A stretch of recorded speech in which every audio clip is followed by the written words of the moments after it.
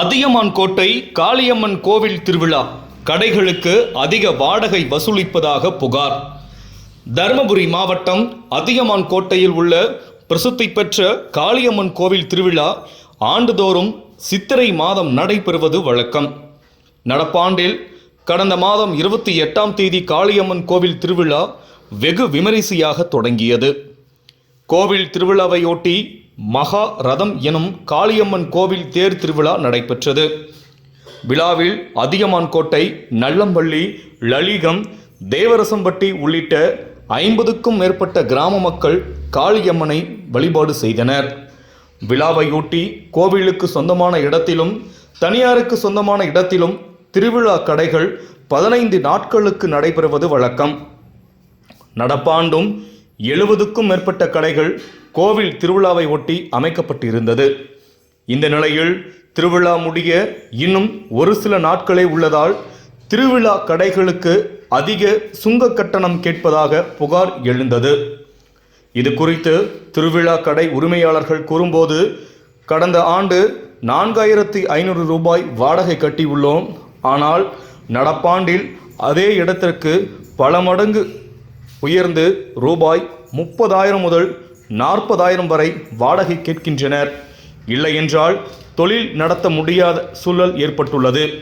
விழா முடிய இன்னும் ஒரு சில நாட்களே உள்ளதால் நல்லம்பள்ளி பிடிஓ அதிகாரிகள் நேரில் வந்து திருவிழா கடைகளுக்கு சுங்க கட்டணம் வசூலிப்பதில் வரன்முறைப்படுத்த வேண்டும் என கடை உரிமையாளர்கள் தெரிவித்துள்ளனர்.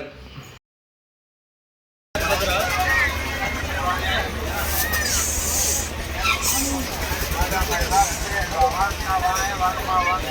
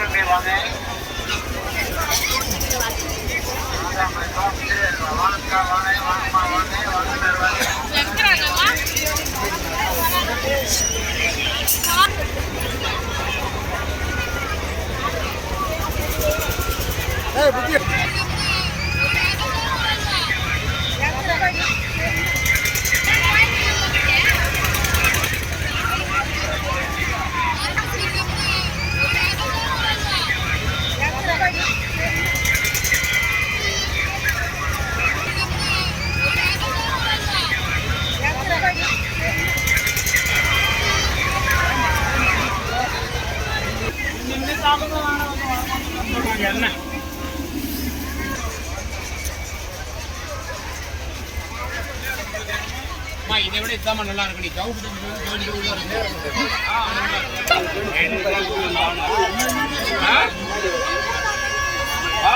வந்துங்க